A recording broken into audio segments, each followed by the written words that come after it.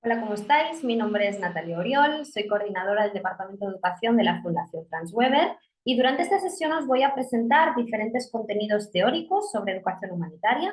También os voy a explicar la importancia que tiene utilizar una metodología basada en la empatía hacia los animales en las aulas y además os voy a contar mi experiencia como coordinadora del proyecto de Escuela Animal. Bien, para que me conozcáis un poquito mejor, deciros que soy maestra de educación infantil con mención en pedagogía terapéutica. Además, bueno, cursé mi carrera en la Universidad Internacional de La Rioja. También estoy especializada en educación ambiental y en educación humanitaria. Soy coordinadora, como ya os he dicho, del Departamento de Educación de la Fundación Franz Weber y también coordino el proyecto educativo de Escuela Animal. También he hecho numerosas sesiones a nivel nacional y a nivel internacional de forma más online. Bien, empezaremos esta sesión situándonos un poco, ¿no? ¿Dónde nos encontramos? Es que actualmente nos encontramos en una vorágine perniciosa que enlaza una crisis con otra. Una pandemia que ha puesto en evidencia la vulnerabilidad del sistema sanitario, entre otras, y una guerra que está provocando consecuencias económicas y que golpea con especial dureza a la población mundial. A estas dos crisis debemos añadirle otra gran amenaza que hasta ahora ha permanecido un poco en silencio, pero que cada vez se manifiesta mucho más, que es el cambio climático. Todos estos factores están originando una sociedad carente de sensibilización, por lo que genera unos patrones de conducta que son violentos, que son caóticos. Y esto recae, ¿no?, directamente hacia el planeta y hacia sus habitantes. Cada uno de estos comportamientos los instauramos de una forma inconsciente y normalizada, suscitando una enseñanza a los niños y a las niñas que es deficitaria en valores como la empatía, la compasión, la tolerancia o el respeto. Gracias a la psicología social, podemos saber que el aprendizaje, o sea, que los niños y las niñas aprenden a través de la observación de los modelos significativos de su entorno próximo, como pueden ser las familias, los miembros de las escuelas, los adultos cercanos, etcétera. La importancia de todos estos agentes educadores en el proceso de aprendizaje es muy importante y, por tanto, si vemos que una sociedad transmite modelos de conducta que son violentos y crueles, encontraremos una sociedad poco evolucionada moralmente. Por eso la educación juega un papel muy importante para que estas futuras generaciones actúen de una forma responsable y respetuosa hacia el planeta y hacia sus habitantes. De acuerdo. ¿Qué está sucediendo ahora mismo en las aulas, ¿no?, en las escuelas?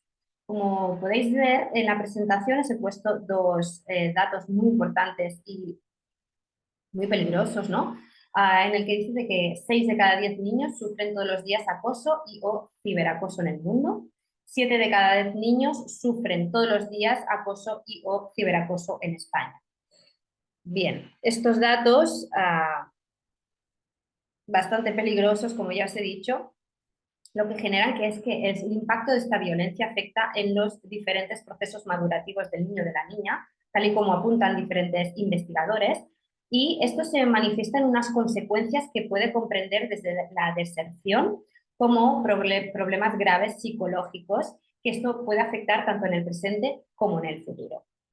El ciberbullying, que es una modalidad de maltrato entre iguales que se hace a través de los dispositivos y de Internet, también provoca un grave sufrimiento a quien lo padece, y es que las estrategias de control, de evitación o de evasión son mucho más limitadas que el presencial.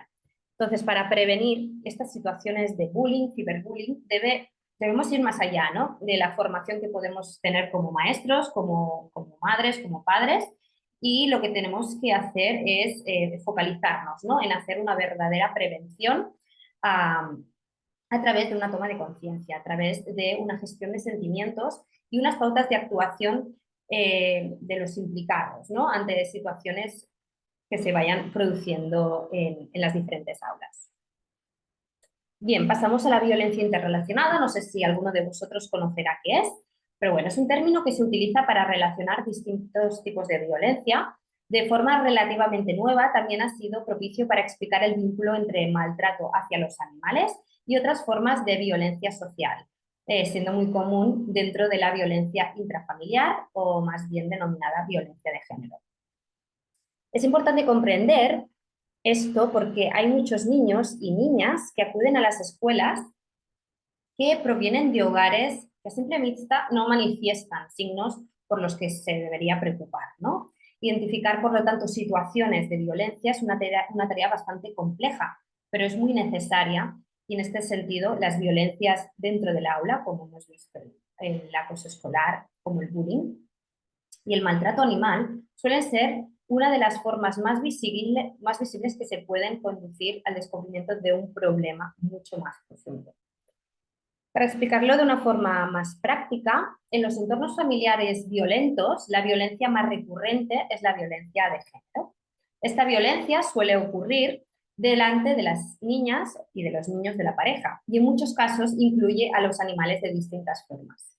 El maltrato de los animales puede producirse desde el padre agresor como método de coacción o chantaje hacia la mujer, lo que a menudo ocurre en presencia de las hijas e hijos constituyendo maltrato infantil, considerando un agravante en algunas legislaciones que están avanzadas. En muchos casos más lamentables, el maltrato hacia los animales ocurre de parte de los hijos y de las hijas, como una acción de repetición de la violencia de la que han sido víctimas.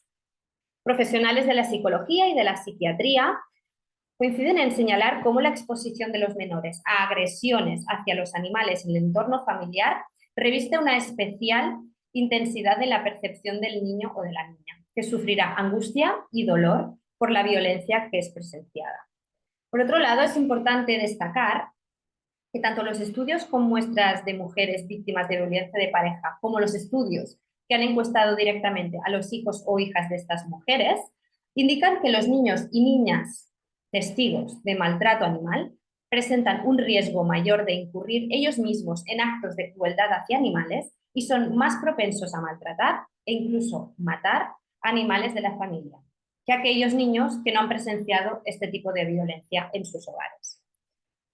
El hecho de que un niño o que una niña presencie crueldad hacia un animal resulta ser el mayor predictor de una futura violencia. Una señal de alarma, ya que el testigo tiene 8 veces más posibilidades de convertirse, a su vez, en maltratador. Lo más importante que debemos comprender sobre la violencia interrelacionada es que debemos dejar de subestimar el maltrato animal y considerarlo como un hecho que es aislado, ¿no?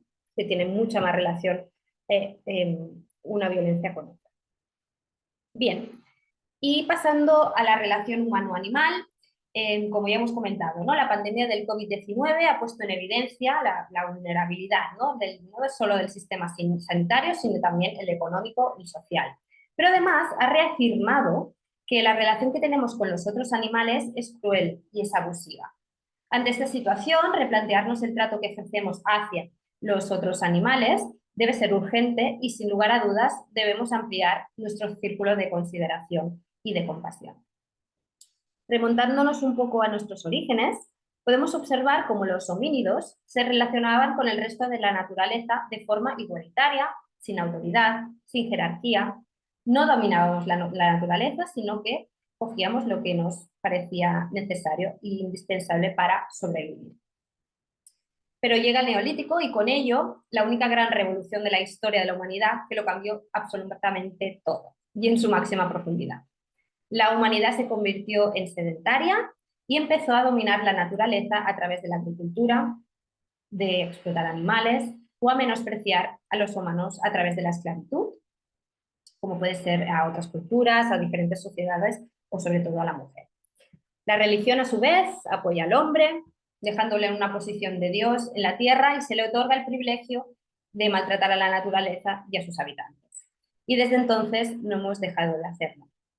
No hemos dejado de cosificarlos, explotarlos, toros en plazas, peces en piscinas, elefantes en jaulas, tortugas en mercados exóticos. Cosificar a los otros animales nos permite seguir utilizándolos como simples medios para satisfacer nuestros deseos, dejando atrás la idea de que cada uno de ellos tiene unas necesidades y tiene unos intereses. Los tratamos como cosas sin ningún valor, excepto el que nosotros y nosotras queremos darles, ¿no? Aunque en la actualidad se hable de la sintiencia animal y se haya declarado que los animales tienen conciencia y tienen comportamientos intencionados, que eso lo vamos a ver un poquito más adelante a través de la Declaración de Cambridge, aún queda mucho camino por recorrer. Los otros animales, por lo tanto, también experimentan el dolor, la ansiedad, el sufrimiento, tanto físico como psicológico, cuando se les mantiene en cautividad o se les priva de alimento, también por aislamiento social, por limitaciones físicas o cuando se les presentan situaciones dolorosas de las que no pueden liberarse. Los otros animales no dejan de ser muy parecidos a nosotros. Por lo tanto, debemos dejar de utilizar, ¿no? De utilizarlos, de cosificarlos, de tener un trato desfavorable hacia ellos. Tras la pandemia del COVID, científicos y científicas de todo el mundo han defendido un nuevo concepto, que es un concepto que se ha incorporado actualmente en la nueva Ley de Educación Española, en la LOMLOE, es el concepto de One Health, que es una sola salud. Esta es una estrategia que debe ayudarnos a prevenir, a detectar y a responder eficazmente a los desafíos de salud que surgen de la nefasta relación que establecemos tanto con los animales como con el planeta. Y es que después de esta crisis debemos repensar y analizar realmente qué relación tenemos hacia ellos, pero no solo para garantizar el bienestar de todos sus habitantes, sino también para garantizar nuestra propia supervivencia. Nuestra forma de relacionarlos con los animales ha ido transformándose, como hemos visto. Lo he presentado de una forma muy resumida, pero aunque buena parte de la sociedad quiera enfrentarse a estas nuevas disonancias, ¿no?, que se constituyen al tener que determinar qué animales serán parte de su familia y cuáles serán parte de su consumo, muchos de ellos también pues, quieren llegar a un nivel de conexión mucho más armoniosa, respetuosa con los otros animales. Bien, perfecto. Vamos a la tercera diapositiva, que sería la educación como herramienta para la transformación social. La educación humanitaria surge en el siglo XIX en Estados Unidos y es una educación que se enfoca a fomentar la empatía hacia los animales que como efecto adicional provocaba beneficios sobre las personas. Bien, después de utilizar estos programas educativos en diferentes organizaciones, diferentes instituciones educativas, se vio que se debía ampliar un poquito más, ¿no? Porque el pensamiento, la moralidad de la época estaba evolucionando y por lo tanto se deberían encontrar diferentes formas de relación con los demás, con los animales, con las personas y sobre todo también con el medio ambiente. Es por eso que la educación humanitaria se estableció a través de 3 ejes que se interconectan y coordinan, trabajan de una forma precisa, ¿no? Y esta es la protección animal, la defensa de los derechos humanos y el cuidado del medio ambiente. Quiero destacar a Zhou Wei, que es la fundadora del Instituto de Educación Humanitaria, en el que presenta esta disciplina como una herramienta para abordar de manera global la preocupante problemática, ya que ofrece estrategias a escala individual para actuar de forma compasiva y respetuosa con los animales, con las personas y con el medio ambiente. Bien, vamos a desarrollar un poquito en qué consisten estos 3 pilares, ¿de acuerdo? Tenemos por un lado la protección animal. Bueno, deciros que los últimos 50 años han sido testigos de un creciente escrutinio de normas y prácticas que operan en relación con el resto de los animales. En julio del 2012 se estableció un grupo internacional de investigadoras e investigadores de varios ámbitos de la neurociencia y se reunió en la Universidad de Cambridge, donde tuvo lugar la conferencia titulada Conciencia en animales humanos y no humanos. Esta conferencia fue un memorial a Francis Crick, que es el codescubridor de la estructura de la molécula de DNA, quien también dedicó parte de su carrera a la neurociencia y a la cuestión de la conciencia. El objetivo de este congreso fue el de reanalizar los estudios hechos hasta el momento sobre la conciencia hacia los animales. Entonces, las conclusiones en las que se pudieron llegar, después de mucho trabajo, se materializaron en la publicación de la Declaración de Cambridge sobre la conciencia. 5 años más tarde, la Autoridad Europea de Seguridad Alimentaria, publicó el dossier científico Animal Consciousness, el cual revisa la literatura publicada sobre la cuestión de la conciencia animal desde el año 2010. Desde este informe se concluyó que, lo leo textualmente, los animales manifiestan comportamientos que demuestran su capacidad de experimentar emociones, su habilidad de buscar información cuando se presenta la necesidad y también de procesar el pasado y el futuro. El comportamiento social de los animales y de las relaciones humano-animal indican la existencia de diferentes formas de conciencia con niveles de complejidad variables.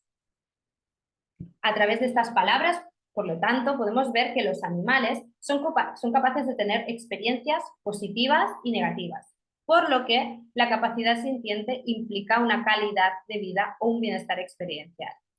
Es por eso que desde la educación debemos revisar y debemos incluir todas estas evidencias para que las futuras generaciones readapten sus hábitos y también readapten el trato que se ejerce hacia ellos. De acuerdo. Sobre la defensa de los derechos humanos. Los derechos humanos, como ya sabéis, es el conjunto de derechos inherentes que tenemos todos los seres humanos, sin distinción alguna de raza, sexo, nacionalidad, origen étnico, lengua, religión o cualquier otra condición. Todo ello se recogió en París el 10 de diciembre de 1948 en la Declaración Universal de los Derechos Humanos. Eso marcó un hito en la historia.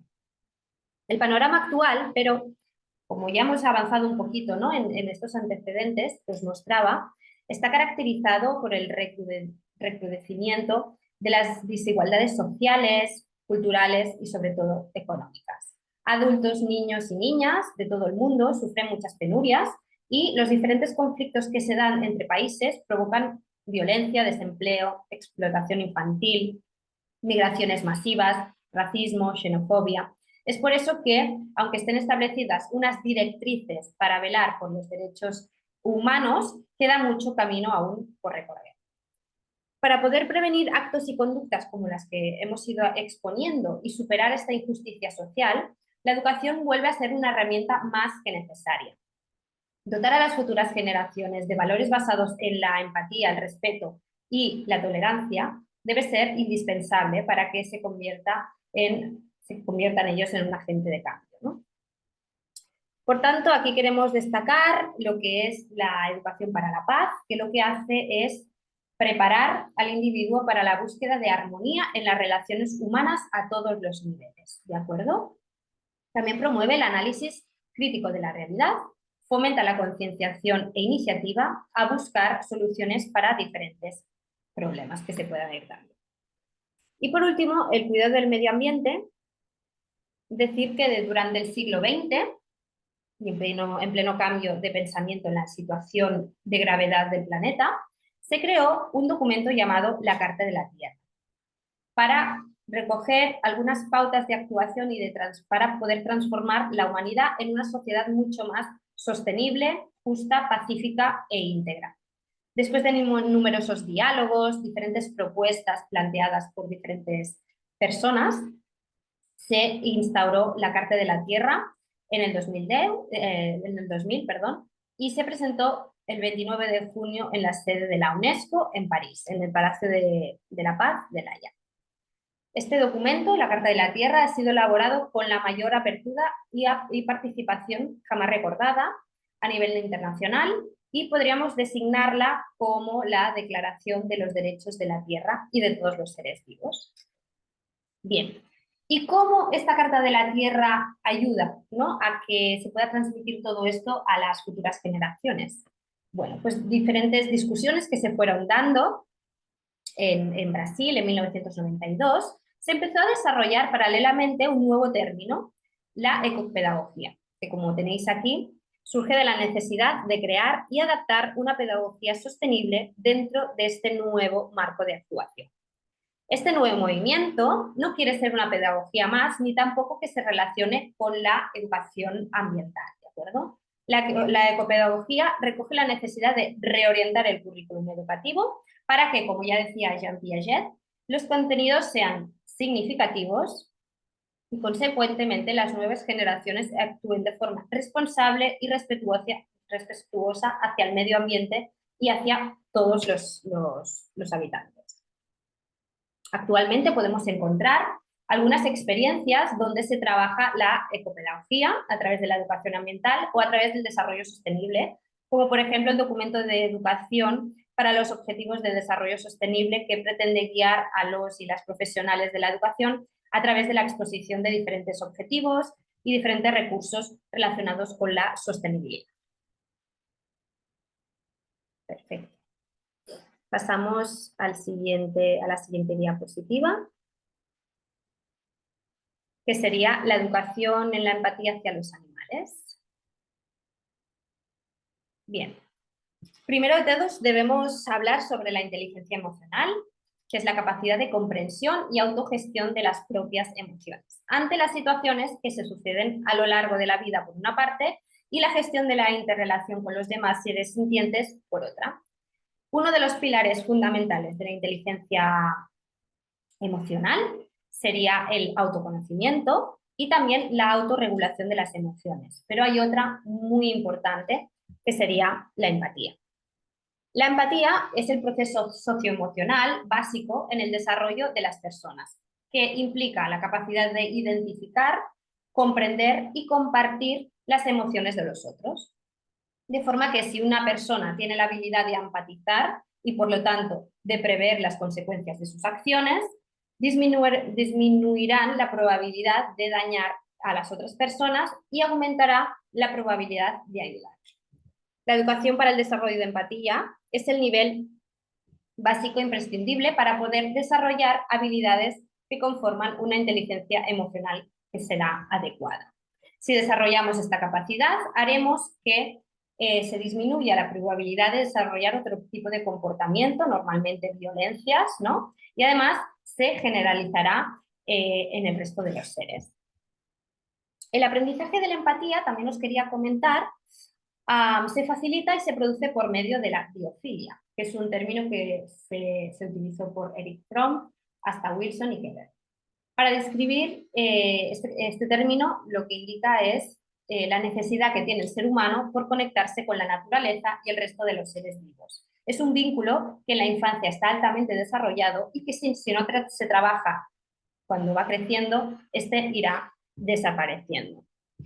Por medio de esta aptitud biofílica, los niños y las niñas aprenden mejor y más rápidamente las habilidades de convivencia, como puede ser la empatía, la compasión, la solidaridad, que les dotarán convenientemente para la gestión de situaciones conflictivas de interacción social en las que se vean involucrados a lo largo de la vida. Es por eso que es muy importante incluir programas de educación humanitaria donde se trabaje la empatía hacia los animales, porque es indispensable para el desarrollo moral de estas futuras generaciones. Perfecto. Aquí os he marcado algunos estudios científicos. Yo al final de la presentación os voy a dejar mi correo electrónico por si tenéis alguna duda sobre toda esta exposición, pero también por si queréis más información sobre lo que os he ido contando, ¿no? Aquí os planteo cuatro estudios científicos diferentes. El primero de ellos es el método preventivo de conductas delictivas en población vulnerable. El segundo de ellos es una evidencia, un estudio donde se evidencia la muestra, una relación consistente entre la carencia de empatía y las conductas agresivas. Aquí también vemos que la falta de empatía es un factor común que puede contribuir tanto a la violencia entre las personas como la violencia a los animales. Y por último, la violencia que se ejerce hacia los animales se ha relacionado con otros tipos de violencia, como el acoso escolar, violencia de género, vandalismo y otros actos violentos graves, así como la discriminación hacia los inmigrantes. Como todo esto hemos ido viéndolo en el apartado de antecedentes. De acuerdo. Ahora pasamos un poco a lo que ha sido, ¿no? Escuela Animal es un proyecto educativo en el cual yo creé, yo diseñé y desarrollé junto con mis compañeros y mis compañeras.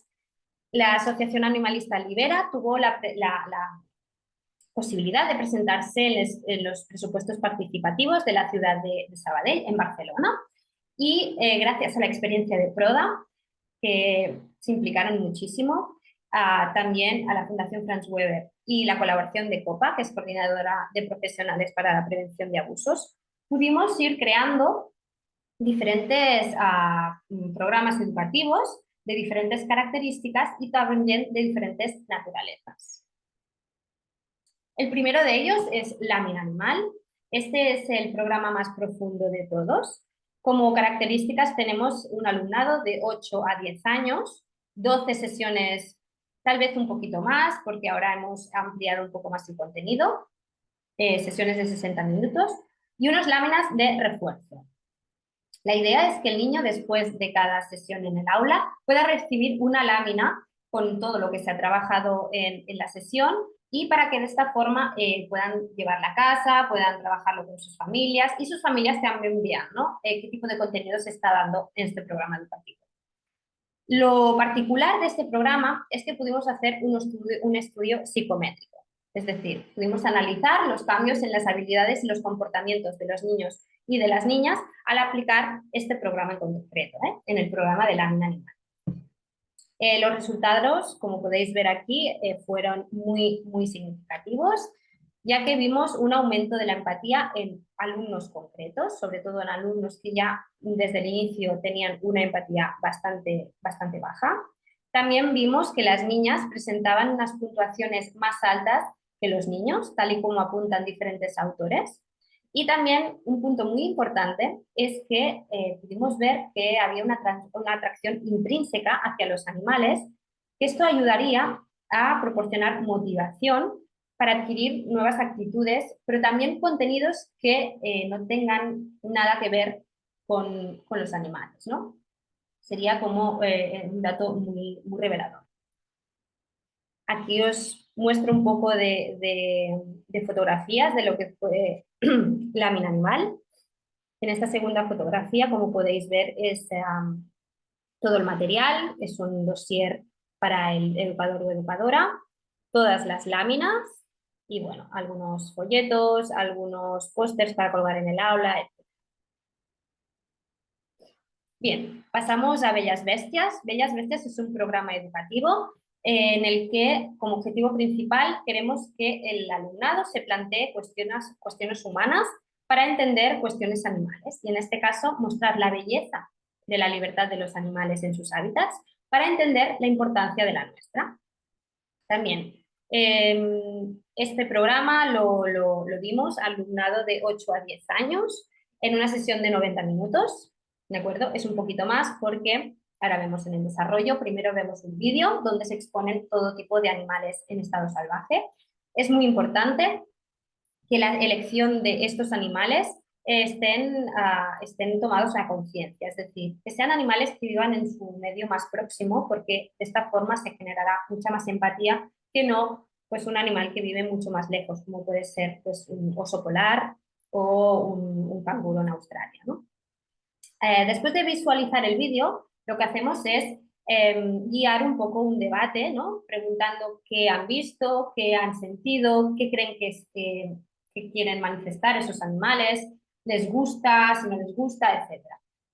Después de todo esto, les repartimos una hoja para que puedan realizar un dibujo sobre la libertad.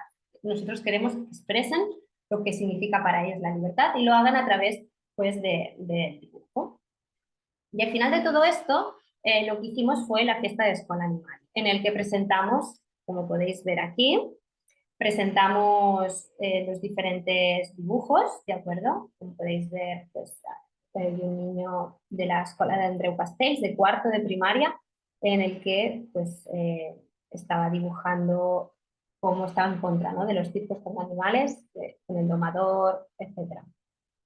Y en la fiesta de Escuela Animal fue una fiesta donde hubieron muchos talleres, donde se pudieron hacer talleres de maquillaje, de chapas, también hicimos comedores de pájaros, se contaron cuentos y también, como veis, se expusieron todos los dibujos de los niños y de las niñas. Fue un momento muy bonito porque vinieron muchas familias, pudimos hablar mucho con ellos y con ellas para ver también cuál era el feedback, ¿no? Del niño cuando estaba en casa, qué es lo que explicaba. qué es lo que sentía cuando veníamos nosotros a la clase. Entonces era un momento muy bonito, la verdad.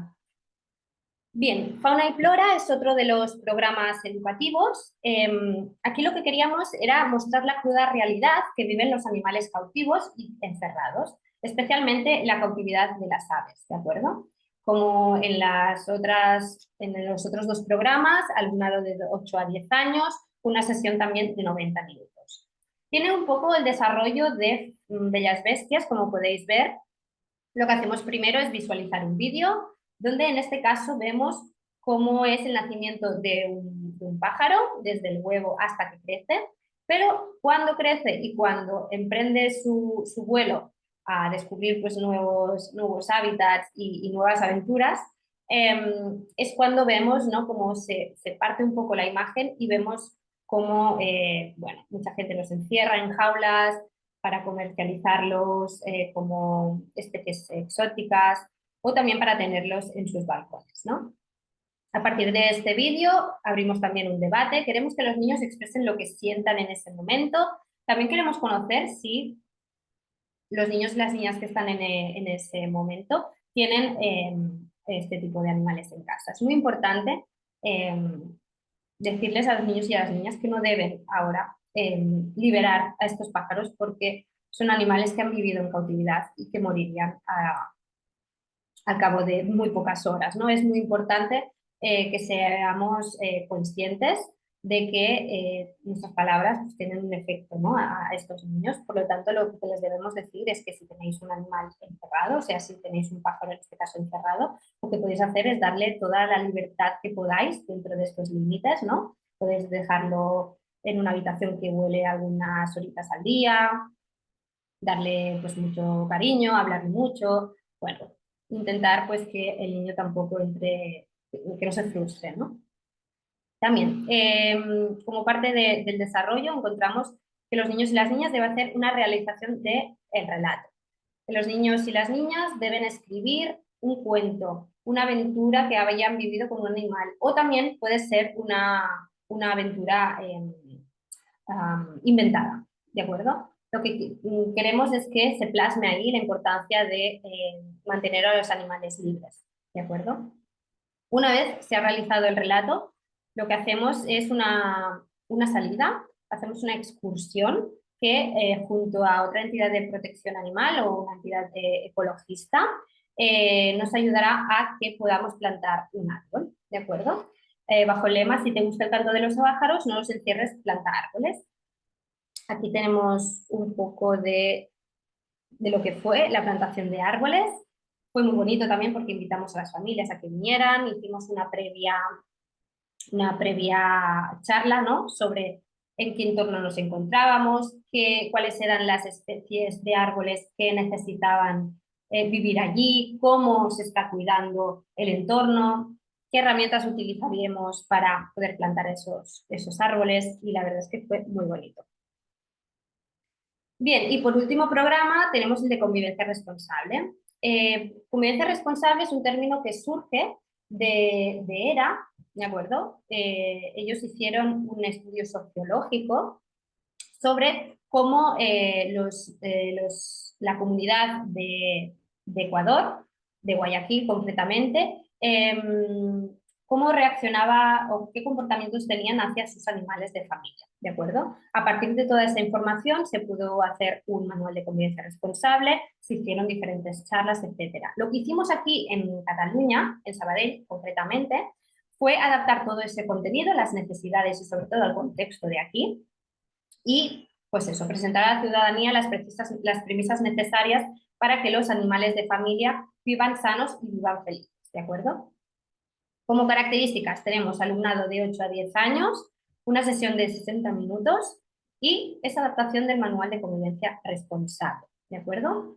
Fue muy importante en este programa la labor del voluntariado. Hicimos una formación en masa de toda la gente que quería colaborar en este proyecto. El objetivo era llegar a todas las escuelas, perdón, a todas las escuelas y casales, centros culturales posibles. Es por eso que necesitábamos a mucha gente para poder llegar a todos estos sitios.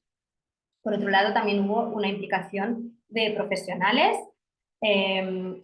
sobre todo del mundo del teatro, del cine, como Fernando Tejero, Natalie Poza, Natalie Seseña o Sara Rivero. Como podéis ver, este sería uno de los manuales, el de azul es el general, y también hicimos otro tipo de manual que es sobre las colonias felinas, en colaboración con Llobregat, en que hacen catoteles, que son los refugios para los gatos de las ciudades, y estos catoteles son utilizados eh, para poder reutilizarlos de los contenedores que son pues descartados, ¿no?, por el ayuntamiento. Entonces, bueno, eh, se produce pues un poco de esta economía circular. Como podéis ver un poquito, este sería el manual de colonias felinas. Explicamos, ¿no?, qué es una colonia felina, las buenas prácticas, qué es el método CER, los objetivos, ¿no?, de la esterilización, bueno, los beneficios de poder instaurar un cat-hotel, y también pues alimentos prohibidos y los órganos que pueden afectar, ¿no?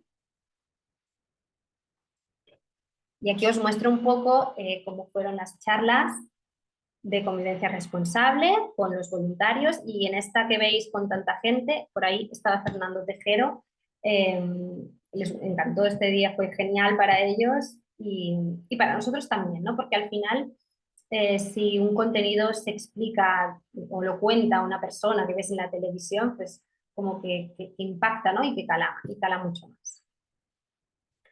Bien, como experiencias internacionales encontramos Escuela Animal México, la Fundación Franz Weber, y en colaboración con la entidad Liberum, desarrolló en 2019 una prueba piloto en una escuela en el estado de Puebla, en México. A diferencia de Sabadell, no se hizo un estudio psicométrico, pero sí que a través de la observación se pudieron ver algunos cambios en las niñas y en los niños, ¿no? El programa La Mina Animal se adaptó a niños y a niñas de diferentes grados y de diferentes edades para que se pudiera realizar en un tiempo menor de lo establecido, y para que los resultados fueran mucho más óptimos y tuvieran una continuidad. Lo importante es que se formó a los maestros y a las maestras de la escuela. Bien. Después tenemos convivencia responsable Galápagos. Había pues un problema hay un problema en Galápagos sobre convivencia responsable, es decir, las especies endémicas están amenazadas por las especies invasoras, es decir, a los animales de familia, como pueden ser los perros y los gatos, los dejan sueltos porque creen que así pasean mucho mejor, y lo que hacen es impactar directamente en las especies que son endémicas, ¿no?, como pueden ser los leones marinos, las diferentes aves, los diferentes reptiles. Por lo tanto, lo que se hizo fue crear una ordenanza de fauna urbana, donde incluía la convivencia responsable y se incorporó también el término de conservación compasiva. En este caso se hicieron charlas piloto, en el que se quería generar la conciencia necesaria para que los habitantes de la región protejan y cuiden su entorno, ¿no? De esta forma también se quería una transformación comunitaria, es decir, que el alumnado pueda desarrollar actitudes de cuidado y de respeto hacia los animales y hacia el medio ambiente, y de esta forma se extienda a toda la región, reportando interesantes cambios de conducta entre las familias. También hicimos convivencia responsable Chile. Esto vino porque en Chile se está creando un proyecto de ley que incorpora la educación para la empatía hacia los animales como uno de los objetivos de la enseñanza parvularia básica y media para la prevención de la violencia. Entonces, estuvimos colaborando con Compromiso Animal para realizar una prueba piloto sobre convivencia responsable en Chile. Adaptamos algún material, sobre todo el manual de convivencia responsable, para adaptarlo a las necesidades y al contexto chileno. Y como veis en esta fotografía, pues se hizo un Zoom con todos los niños, con estas charlas. También hicieron como una una obra de teatro, ¿no? Explicando las necesidades que tienen los animales de familia. Como podéis ver, aparece un veterinario. Bueno, explicando un poco las premisas necesarias para poder cuidar responsablemente a los animales de familia. Y la última experiencia que ha tenido mucho impacto y en el que aún estamos trabajando es Escuela Animal Quito. Escuela Animal Quito se desarrolló en 12-15 sesiones con contenidos relacionados con los animales. Se hizo de forma transversal para trabajar correctamente lo que es la educación humanitaria, ¿de acuerdo? Lo trabajamos desde derechos de los humanos y desde el cuidado del medio ambiente. En este programa, en este proyecto, lo que sí que incorporamos fue los programas de convivencia responsable, bellas bestias, fauna y flora y la vida animal, ¿no? Una de las características más importantes es que pudo acudir la perrita Malú, que la perrita Malú es una perrita que iba en silla de ruedas, es una perrita que la abandonaron porque, bueno, tenía problemas en su columna vertebral y una entidad, PAE, Ecuador, lo que hizo fue adoptarla, cuidarla, proporcionarle esa silla de ruedas y lo que queríamos es que los niños y las niñas pues conocieran la historia de esta perrita. La trajimos en el aula y la verdad es que alucinaron, les pareció una pasada, un ejemplo de superación y con mucho respeto la pudieron tocar, acariciar, le dieron chuches también, entonces fue un momento muy bonito también. Bien, lo importante también de este proyecto es que lo que queríamos era hacer un levantamiento de información cuantitativo y cualitativo antes y después del programa, como hicimos en Escuela Animal Sabadell. Y los resultados de verdad que fueron muy significativos. Como metodología para poder hacer este estudio fue coger una muestra de 80 estudiantes con rango de edad entre 9 y 11 años. Lo hicimos en dos escuelas diferentes, en Marie Clarac y el Colegio de Policía. El tiempo de desarrollo fue de 6 meses, estuvimos 3 meses en la escuela y los otros 3 meses repartidos en el principio y final para poder hacer la adaptación de contenido, para después poder evaluar los resultados de los test y de las encuestas y también poder evaluar, ¿no? Todo el material del que disponíamos, como por ejemplo los vídeos, las grabaciones, etc. Y bien, como podéis ver aquí, los instrumentos que utilizamos fue perdón, la observación, las láminas y las encuestas. Bien, pues he puesto aquí un gráfico para que veáis el antes y después de incorporar programas de educación humanitaria con una metodología enfocada a la educación en la empatía hacia los animales. ¿De acuerdo? Aquí podéis ver cómo se produce un incremento de empatía de un 47,6 a un 52,4. También podemos ver una disminución de la indiferencia, ¿no? Ante casos normalmente de maltrato animal o de malas prácticas. La indiferencia rebajó del 53,5 al 46,5 y después también vemos una gran disminución de la antipatía, de un 57,7 a un 42,3. Fueron resultados muy significativos y la verdad que nos alegraron mucho tenerlos, ya que el programa, como ya os he dicho, duró 3 meses. Eh, y el cambio fue bastante grande, ¿no? Por 3 meses de exposición. Como conclusiones que pudimos ver que cuanta más sesiones hubiera sido un cambio mucho más significativo.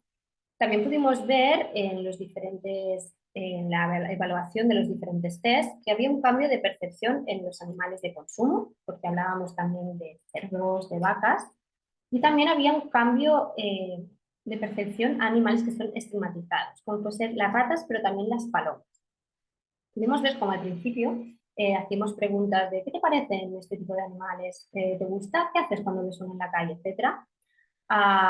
Pudimos ver ese cambio de percepción al final cuando decían muchos de ellos que eran neutrales o que hasta les parecía pues interesantes, ¿no? El tema, o sea, hablar de ratas o hablar de patos. También pudimos ver que se asimilaron muchos conceptos de convivencia responsable, súper importante. Empezaron a tener claro la importancia de la esterilización, la importancia de las adopciones, también la importancia de ir a un veterinario cuando nuestro animal no está malo. Importante, ¿no? Estas revisiones anuales y eso nos alegró también muchísimo. Y también hubo un cambio de percepción en la importancia de los pájaros libres, es decir, eso creemos que fue fruto del desarrollo de fauna y flora, en el que pudieron ver, pues eso, como ya os he comentado, la vida de un pájaro desde que nace hasta que sabe volar. Y bueno, la plantación de árboles creo que también fue muy importante. Pudieron ver, ¿no?, también cuál es el entorno en el que viven los pájaros y que no tiene nada que ver con los de una jaula. Bien, y nada, como meta final deciros que este tipo de proyectos, el que realizamos desde la Fundación Franz Weber, tienen como objetivo transformar la política pública para la construcción de una sociedad de paz.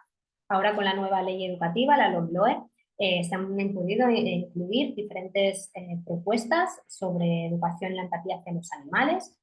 Se habla de derechos de los animales, se habla de la importancia de la protección de los hábitats, así como también, como ya os he dicho, se incluye el concepto de One Health, ¿no? Es por eso que para poder seguir desarrollando estos programas educativos y que tengan un sentido, ¿no?, que tengan unas consecuencias positivas, debemos incidir en la política pública, debemos incidir en reformular estas nuevas leyes educativas para que se incluya, pues, estos términos y sobre todo estos conceptos, para que las futuras generaciones puedan tener un trato mucho mejor hacia los animales. Bien, y ya para terminar, os quería anunciar que hace unos días hemos lanzado el programa, el curso formativo Educación en la empatía hacia los animales en las aulas, LOMLOE. Lo que hacemos aquí, pues, es exponer contenidos teóricos, como algunos que os he mencionado, y también prácticos para llevar a cabo las novedades de la nueva ley educativa de LOMLOE. Podéis encontrar este curso en la web de escuelafundacionfranzweber.org. Es un gran honor poder hacer este curso al lado de Mari Baker y Chema Lera. Es un curso cortito, de 30 horas, es muy asequible. Las inscripciones cierran el día 30, así que aún tenéis tiempo. Es modalidad online, podéis distribuir vuestras horas como queráis. Y bien, nada, lo quería presentar por si os ha gustado mi presentación, por si queréis más información sobre el tema, por si sois afines, ¿no?, a estas sensibilidades. Y nada, muchísimas gracias. Si tenéis dudas, si tenéis alguna pregunta, no dudéis en contactar conmigo a través de mi correo electrónico. Y nada, encantada y espero veros pronto. Gracias.